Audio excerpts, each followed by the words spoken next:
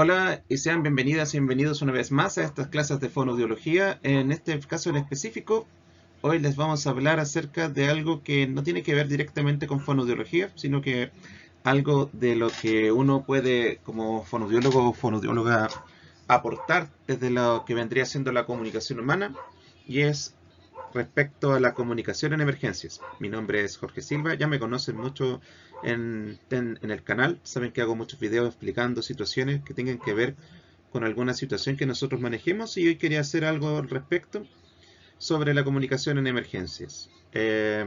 Lo hago porque al ser chileno y vivir en un país que es muy proclive a las emergencias, ya sean de tipo sísmica, volcánica, y en este caso particular el tema de las inundaciones, siento que no se ha aprovechado mucho el potencial que tenemos para poder generar un poquito más de competencia comunicativa que vaya en pos en mejorar la logística comunicativa en situaciones de emergencia. Cómo yo entrego la comunicación, cómo yo entrego órdenes que van a repercutir en una mejora en los servicios de evacuación, en el manejo de la emergencia, en atender circunstancias que tienen que ver, por ejemplo, con personas en situación de discapacidad. Y es ahora donde lo voy a acotar en específico para tres tipos de situaciones. Principalmente autismo y además hipoacusia y personas que utilicen sistemas aumentativos o alternativos de comunicación. Y es por eso que vamos a comenzar ahora.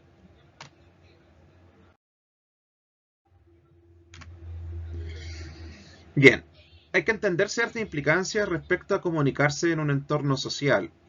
Eh, Casperson, en el año 86, habla acerca de que el aprendizaje sobre el riesgo no se produce solamente con personas aisladas, sino que funciona en una dinámica social, con múltiples fuentes de información, con canales de flujos de información, diferentes mecanismos para confirmar o impugnar una orden de evacuación o de emergencia en general, y la vinculación que hay con otras cuestiones sociales. Acá, siendo un país que está acostumbrado a las emergencias y que tiene cierta cultura para poder afrontarlas, sin embargo, muchas veces la descoordinación va a provocar que la comunicación tenga que pasar por un montón de barreras.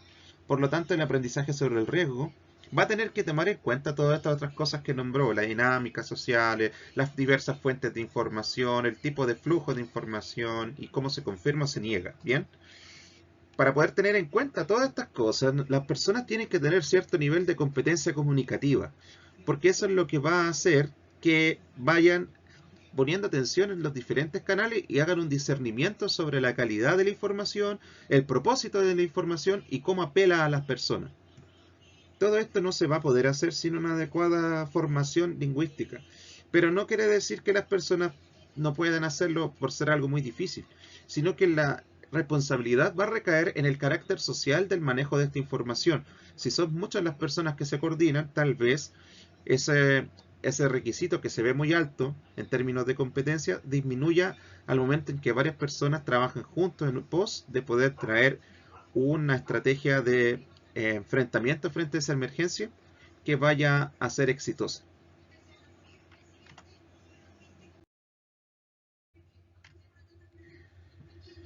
Es posible, por lo que dice Shannon, que es una de las personas que ideó la teoría de la información, que es posible representar la comunicación de una emergencia teniendo en cuenta sus componentes de información, que se van a ver, por ejemplo, el emisor, receptor, canal, mensaje, contexto, etc. Y aquí hay que tenerlos muy en cuenta, porque teniendo en consideración cuál es nuestro emisor, cuál es nuestro receptor y qué tipo de mensaje damos, cuál es el código que utilizamos y el canal con el que lo transmitimos y el contexto que lo rodea, vamos a tener en consideración qué va a pasar con aquellas personas que tienen dificultades en la comunicación y que se ven enfrentadas en un contexto de emergencia. Como también se une a esto las funciones del lenguaje, ya pensándolo desde un punto de vista como el que menciona Roman Jacobson y el que se enseña, por ejemplo, en las clases de lenguaje y comunicación en Chile, es que vamos a tener que tener en cuenta los distintos tipos de funciones del lenguaje que se van a interpelar. Y lo vamos a ver ahora en una gráfica. Esa gráfica tiene en cuenta que existe un emisor que a través de un canal entrega un mensaje y que a través de ese canal va a llegar hacia un receptor y viceversa. Bien, frente a esto existe una función que es referencial, donde yo entrego el contenido general acerca del mensaje, el cuerpo, de ese mensaje, por ejemplo, si es una evacuación, si es un aviso, si es un asunto más bien informativo, etcétera. Pero las funciones emotivas y apelativas son los que van a propiciar cambios en la conducta de las personas. Y mucho tiene que ver con la capacidad de apelar a los demás a que hagan una acción determinada, que en este caso podría ser resguardarse frente a una situación de emergencia, evacuar, ayudar a combatir la emergencia uniéndose a un grupo de rescate o ayudando a través de la entrega de información. Todo esto tiene que ver con la función apelativa. Y la otra principal, sin menospreciar a las demás que están por acá, es la función emotiva, en cuanto a cuánta cantidad de expresión yo otorgo al mensaje. No puede ser que simplemente yo entrego un aviso y no tengo en consideración la, ¿cómo se dice? El carácter emocional de ese mensaje. Bien, estamos hablando de una situación de emergencia. Puede ser que las personas se tornen ansiosas, puede ser que las personas tengan crisis de pánico. Si no enfrentan ante la situación el estilo de confrontamiento ante la realidad, que puede propiciar a personas que sean muy dependientes o personas muy ansiosas, a enfrentarla según los recursos que ellos tengan. Por lo tanto, a nivel referencial, o sea, relacional más bien, va a generar diversos tipos de relaciones, valga de la redundancia, que van a derivar en conductas. Bien, lo mismo va a pasar con aquellas personas que tienen situaciones de discapacidad y problemas principalmente a nivel comunicativo. Tenemos que saber exactamente en qué tipo de parte en la información están teniendo más problemas. Si hablamos, por ejemplo, de personas que son sordas o que presenten hipoacusia, el canal no va a poder ser siempre, no va a poder ser prácticamente a través de la voz. Vamos a tener que utilizar un lenguaje o una lengua de señas en este caso, que apele más bien a los sentidos que están conservados o más utilizados por estas personas.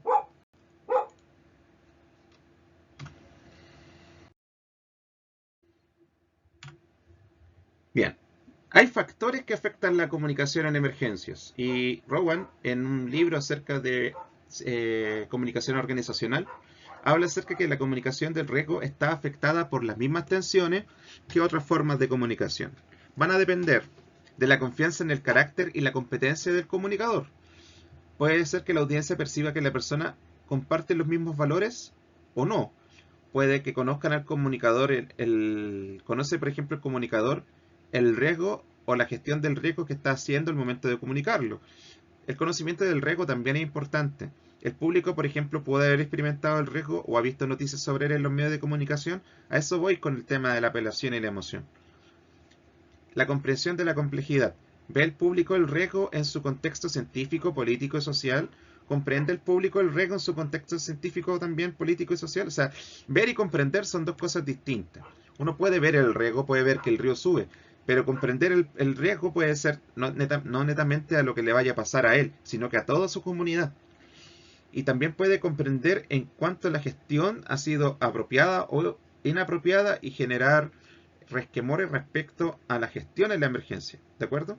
Pero eso también va a influir su competencia comunicativa.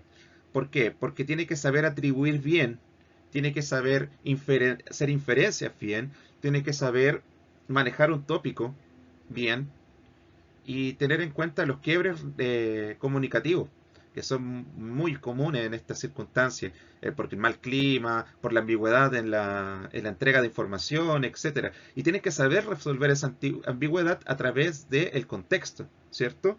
Con la falta de información comunicativa propia en la teoría de la información, porque muchas se pierde por ruido en términos matemáticos, va a depender de sus habilidades comunicativas, en este caso pragmática o discursiva, para poder sopesar eso. Bien, y es donde entran en juego los fonodiólogos, entendiendo que pueden realizar cambios a nivel topográfico o funcional en la conducta verbal de una persona. La satisfacción con las soluciones. Puede gestionarse el riesgo o el enfoque de gestión va en contra de su cultura o sus creencias más arraigadas, como puede ser una comunidad que ve que un lugar que, por ejemplo, puede inundar su cementerio y no quieren salir de ahí. ¿Me entiendes? O puede ser de que se inunde una iglesia, o puede ser que se inunde un hogar de ancianos, ¿me entiendes? Hogar de adultos mayores, perdón, un LEAM.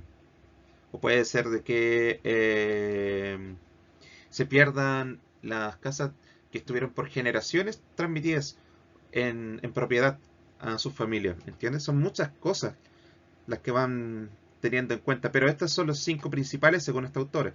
La última tiene que ver con la voluntad de adoptar medidas para poder mitigar el riesgo. ¿La audiencia está dispuesta a actuar? Bien. Ahí es donde nosotros tenemos que tener en consideración que por muchas cosas que sean actuar las personas en situación de discapacidad de tipo comunicativo, no van a poder hacerlo bien si no existe plena inclusión de ellas al momento de realizar un plan de comunicación en emergencia. Y ahí es donde entra en juego conocer a la audiencia, conocer al receptor, conocer a las personas a las que le estoy entregando un mensaje para poder entender que mi propósito al apelar a su conducta tiene que hacerse en términos que puedan significar que actúen, ¿me entienden? Y en personas con autismo, en personas con hipoacusia, va a haber diferencias al momento de hacer esta apelación. Lo vamos a ver ahora, en un ratito. Mientras tanto, vamos a hablar de otro tema que tiene que ver con los documentos oficiales del gobierno.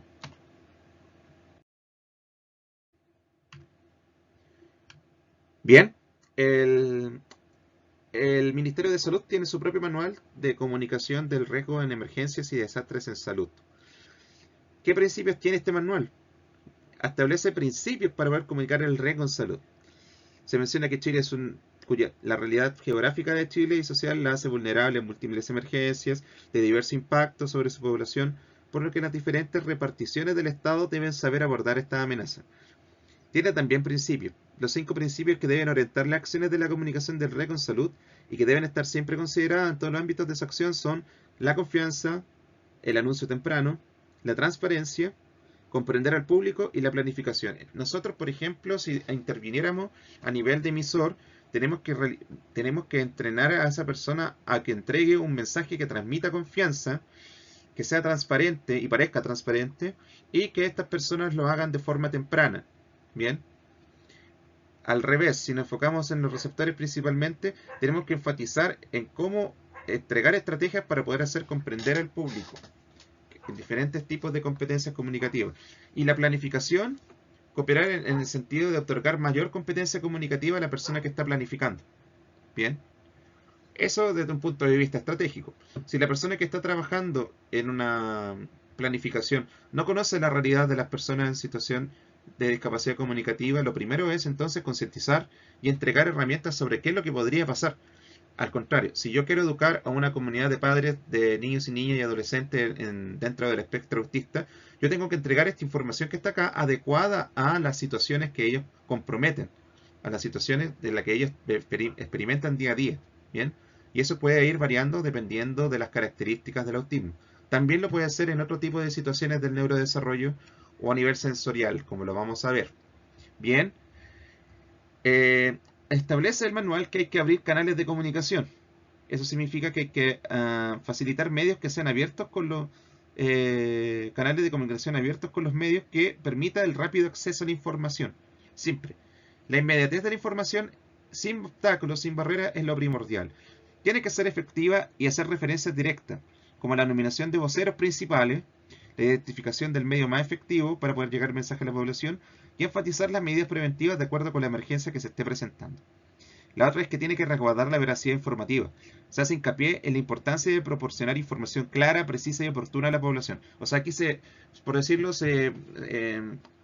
existe se condice con los principios de comunicación de Paul Grice, por ejemplo, en Pragmática, en que nuestro mensaje no debe ser ambiguo, debe ser honesto, debe no, por ejemplo, indisponer a la persona con la que estaba hablando, entre otro tipo de situaciones. ¿Bien? Como así la necesidad de evitar rumores y desinformación, que ocurren mucho cuando no hay una claridad en la información o no existe resolución, cuya habilidad también tiene que ver mucho con la semántica y la pragmática, ¿bien? Y también al manejo de los discursos, sobre todo el discurso de tipo expositivo, ¿bien? Apuntar a la gestión de la ansiedad, importante esto. En la etapa inicial de una emergencia, la población puede sentir ansiedad y preocupación por saber cómo les va a afectar la situación y qué medidas puede tomar para protegerse. Aquí hay un punto importante en cómo interpretar los mensajes del emisor, que en este caso vendrían siendo los socorristas, ¿cierto? Esto va a tener muchas repercusiones cuando estemos hablando de autismo.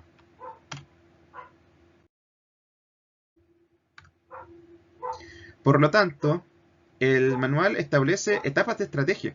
Bien, en la etapa de planificación, no es que esté todo esto acá, pero en la primera parte, que es de planificación, dice que hay que identificar y capacitar a los voceros oficiales, que serán cargo de las comunicaciones. O sea, nosotros podemos actuar acá. Revisar periódicamente estrategias y planes de comunicación para efectos adversos, lo que significa que hay que estar constantemente creándolos, planificarlos. Hay una función ejecutiva al respecto. Hay que propiciar la formación y activación de equipos multidisciplinarios locales en comunicación del riesgo.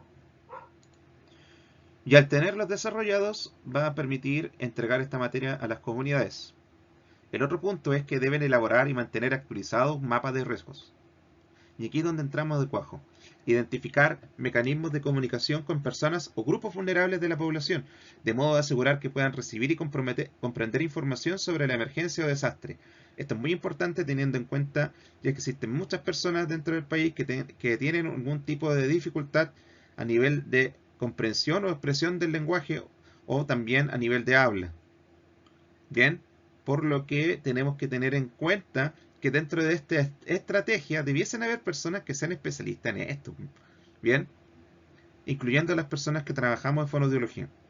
Y por último, capacitar sobre normas y principios de la comunicación del riesgo de salud a equipos del sector involucrados en emergencias y desastres en salud. Esto tiene que ver más que nada con la capacidad de vincularme con el medio siendo fonoaudiólogo, como por ejemplo hacer capacitaciones a bomberos, a policías, al ejército, etc. Bien.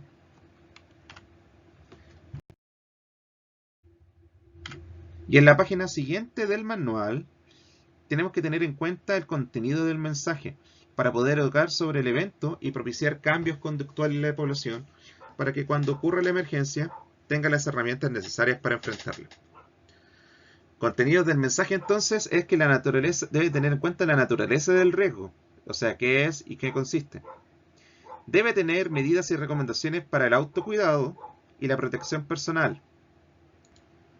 El otro punto es las medidas y actividades que se pueden hacer en familia o en comunidad para minimizar el daño. El otro tiene que ver con adecuar los mensajes según idioma, cultura, género, salud mental, ojo también, y otros, de acuerdo con recomendaciones de las áreas técnicas de salud. También orientar sobre dónde acudir por atención médica u otro tipo. Y por último, capacitar sobre normas y principios de la comunicación del riesgo en salud a equipos del sector involucrados en emergencias y desastres en salud. Aquí vamos a hacer un poquito el tema de autocuidado, las actividades que pueden hacer en familia o en comunidad, adecuar los mensajes según idioma, cultura, género, que son temas lingüísticos, salud mental, principalmente lo que estamos abocando acá, y otros. Y el otro sobre que capacitar sobre normas y principios de la comunicación del riesgo a equipos que tengan que ver con las emergencias. Ahí es donde tenemos también una injerencia.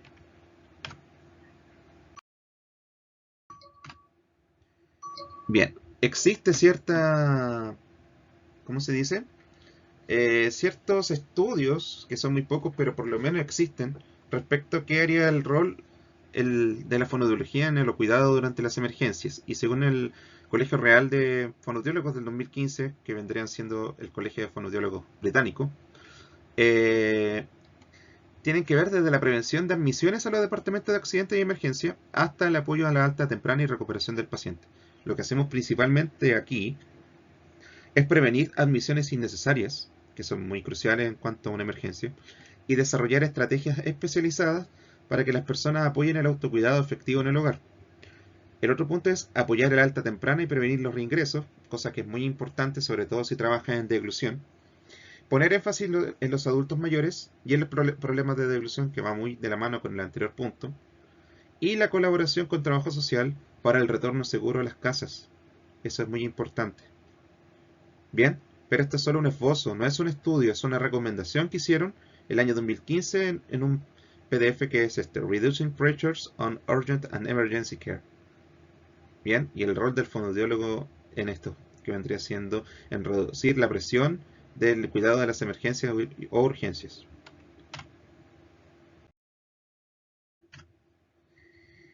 Hay un artículo hecho este año, que es científico, que habla acerca de crear un equipo completo y efectivo durante las situaciones de desastre, porque pueden proporcionar habilidades vitales en el ámbito de la comunicación, la alimentación y otras áreas. Bien. Sin embargo, el rol del fonoaudiólogo o de la fonoaudióloga en el cuidado durante emergencias no está bien documentado en la literatura. Hay que identificar el conocimiento, las habilidades y los roles autoinformados de los profesionales en las etapas de gestión de los desastres para poder comprender mejor su probabilidad de respuesta y los posibles roles de colaboración dentro de un equipo de gestión de desastres. Por ello, diseñaron un estudio transversal, tipo encuesta, en personas que eran fonoaudiólogos y fonoaudiólogas del estado de Florida, en Estados Unidos, y que analizaron 216 respuestas para poder percibir su lugar en el ámbito de la gestión de los desastres. Las personas, los fonoaudiólogos o fonoaudiólogas que respondieron a esta encuesta eran en su mayoría mujeres blancas de 40 a 49 años que habían experimentado algún tipo de desastre. Y la mayoría de los encuestados o encuestadas informaron no haber recibido formación específica en gestión de desastres, pero indicaron que tienen habilidades únicas que podrían contribuir a la etapa de gestión del desastre. Bien, que principalmente nos atiene a nivel comunicativo y a nivel también del enfrentamiento en medicina de emergencias al momento de propiciar disminución en los días cama y en la aligeración de la capacidad hospitalaria, que es muy importante.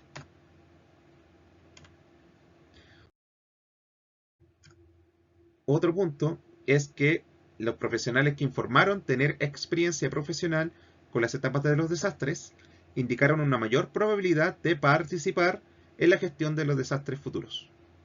Y al igual que los equipos interdisciplinarios que se encuentran en la práctica clínica, los profesionales de la salud necesitan formación y educación sobre sus roles para formar equipos que aborden las necesidades de las personas en todas las etapas de la gestión de un desastre. Los análisis entonces indicaron que perciben que ellos y otros profesionales de la salud pueden realizar contribuciones significativas al equipo de gestión de desastres. Sin embargo, no han tenido la experiencia profesional ni la formación adecuada, por lo que se esperaría que, teniendo en cuenta el potencial que tenemos, exista una mayor intención por parte de organismos gubernamentales en tenernos en un equipo y en establecer prácticas y capacitaciones para nosotros y viceversa, nosotros hacia los equipos que tienen que ver con la comunicación del riesgo, teniendo en cuenta nuestras habilidades y los principios que yo mencioné anteriormente en las diapositivas.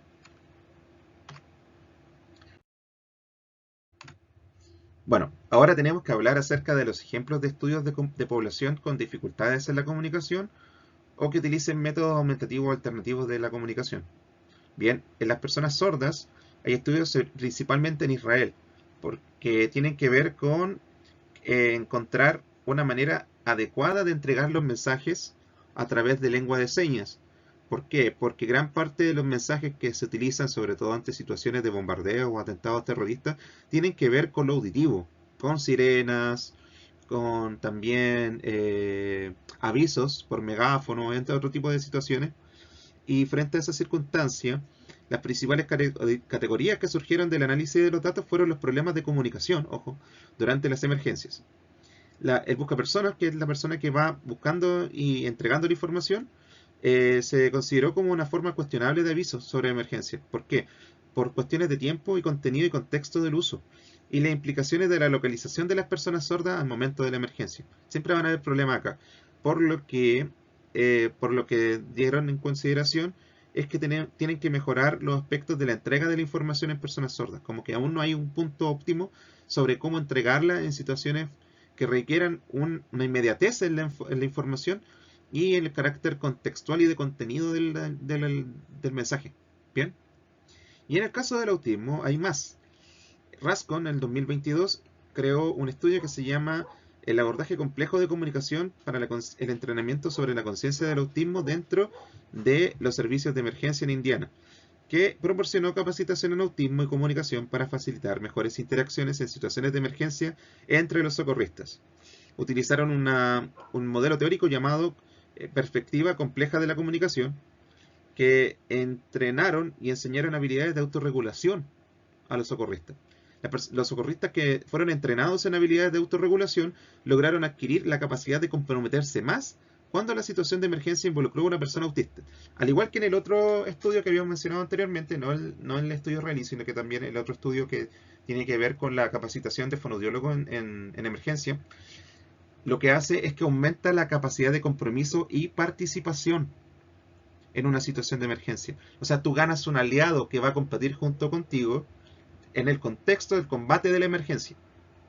Y en este caso, cuando es específico a un grupo de población, esa persona va a ser más probable que se comprometa a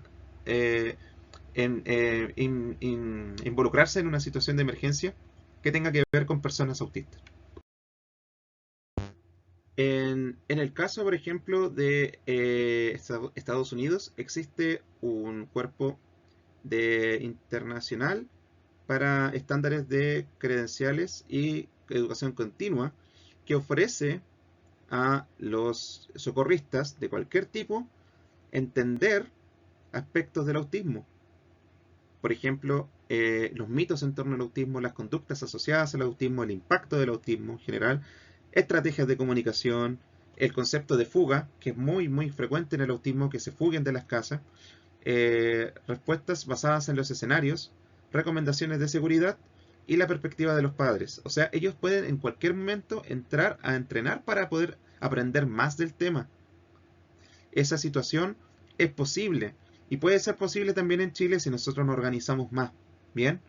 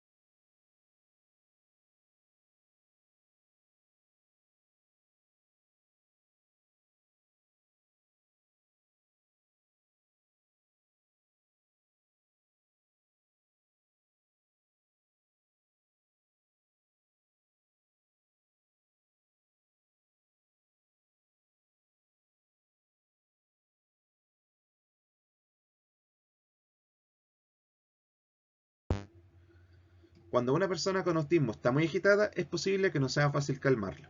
Puede ser necesario centrarse en la desescalada solo durante un periodo de tiempo, no completamente. Las personas con autismo también pueden parecer irrespetuosas con la autoridad, por ejemplo, al no hacer contacto visual con ellos. También puede ser exacerbada por la ansiedad de esta respuesta. Es importante también estar tranquilo y ayudar al individuo con autismo a calmarse. También evitar no hacer acercamientos físicamente amenazantes como señalar con el dedo. Tener también en cuenta el concepto de proxémica, el respeto por el espacio personal. Y en el caso de las personas dentro del espectro autista, pueden no entender las señales sociales en la situación, por ejemplo, entender a las figuras de autoridad presentes. También es posible que no comprendan lo que transmite sutilmente con el lenguaje corporal, por lo tanto hay que ser muy concretos, muy transparentes en torno a la entrega de la información, pero también tener en cuenta el efecto de esa entrega de información en el estado de ánimo de la persona dentro del espectro autista. Por eso es que hacen hincapié en estos puntos. Las personas con autismo, entonces, según el estudio, es posible que no respondan a las preguntas con precisión. Pueden responder automáticamente que sí o que repitan las últimas palabras escuchadas, tipo ecolalia. Tampoco pueden discutir o etiquetar fácilmente conceptos o experiencias abstractas. Por ejemplo, es posible que no puedan compartir información sobre sensaciones internas como el dolor. Eso también es muy importante en una emergencia. Las sensibilidades sensoriales pueden estar aumentando la agitación. Hay que preguntar a los cuidadores por ciertos estímulos que puedan ser contraproducentes. Por lo tanto, hay que considerar no usar sirena o no usar luces brillantes dependiendo del tipo de sensibilidad sensorial que pueda estar pasando una persona dentro del espectro. También hay que considerar las necesidades de la familia y los cuidadores presentes y evaluar sus necesidades de apoyo, asistencia o servicios. Sea paciente, puede tomar un periodo significativo de tiempo para que el individuo se calme. Bien, esas son principalmente las recomendaciones que consideran estos grupos de profesionales, que a todo esto son doctorados en análisis de la conducta aplicada, las tres. Bueno, una de ellas, la principal, y los otros también en formación de posgrado en ABA. Bien.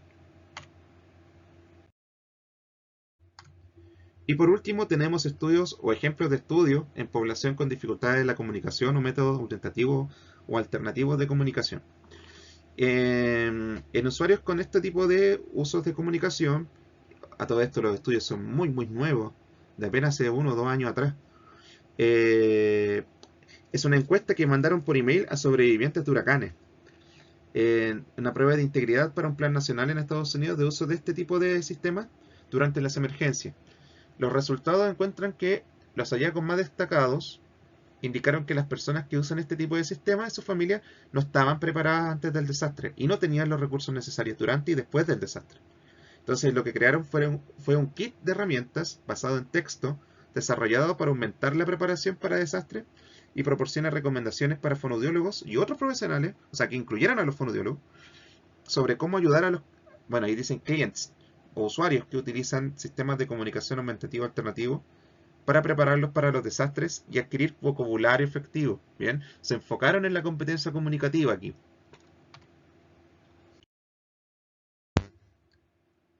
Y por último, creo que debemos mencionar que existen ciertos códigos a nivel biopsicosocial que nosotros utilizamos en nuestra profesión para ajustar el grado de dificultades e identificar también las barreras que existen a nivel comunicativo, a nivel de participación, etcétera, que están relacionados con las indicaciones que entrega la Organización Mundial de la Salud.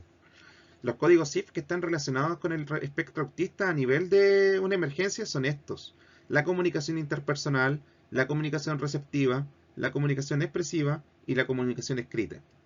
Y a nivel de interacciones sociales y relaciones van a haber diferencias en las interacciones básicas y complejas y en las relaciones interpersonales, lo que habíamos mencionado anteriormente, por ejemplo, con el tema del el seguimiento de los líderes, de la figura de autoridad.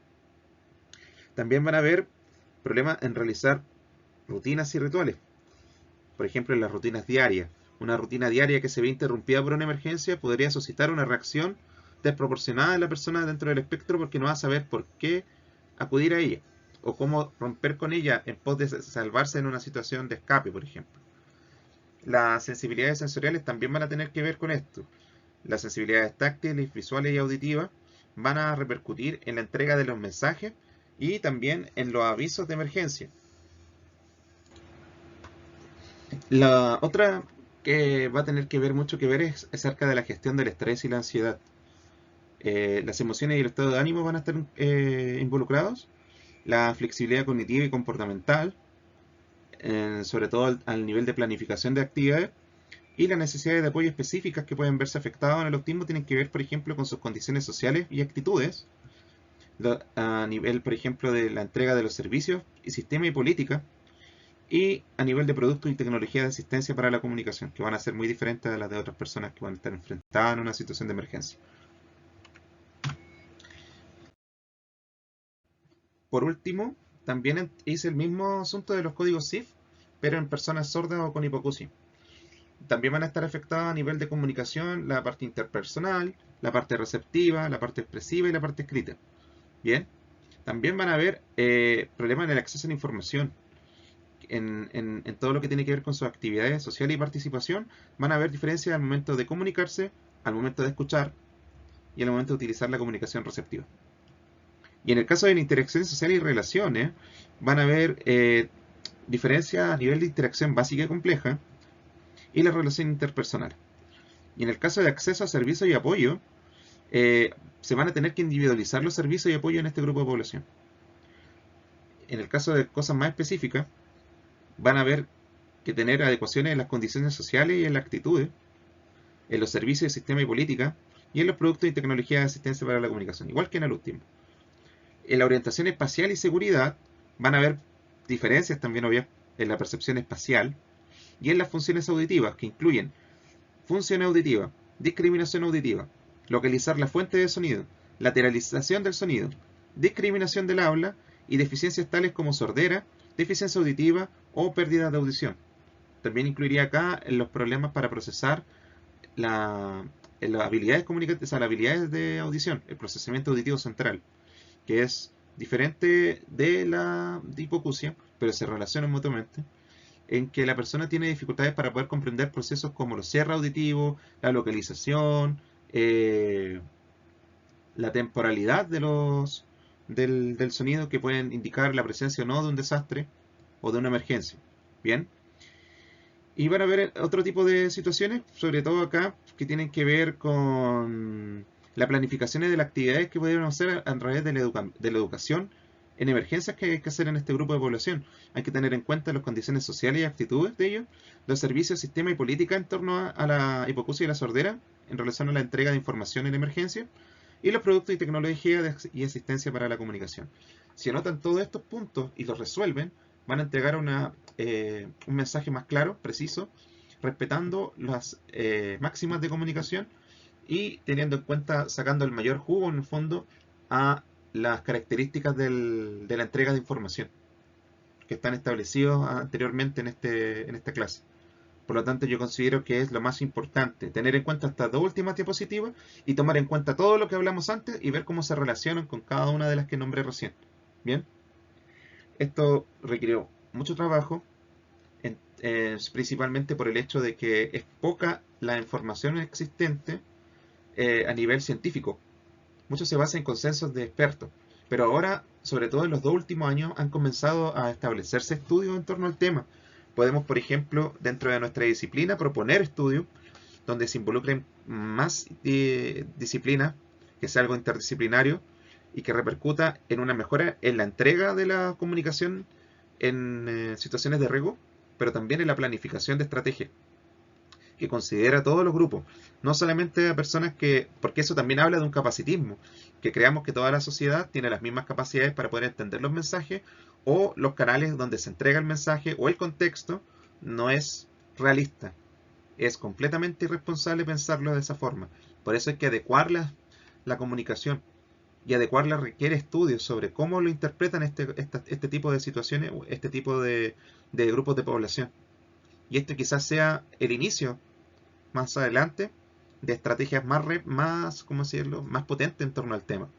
Pero yo por lo menos puedo hacer este alcance para que cualquier otra persona que se dedique a mejorar la expectativa de su comunidad y que sean fonoaudiólogos o fonoaudiólogas, que tomen en cuenta estos antecedentes, los estudie y los proponga.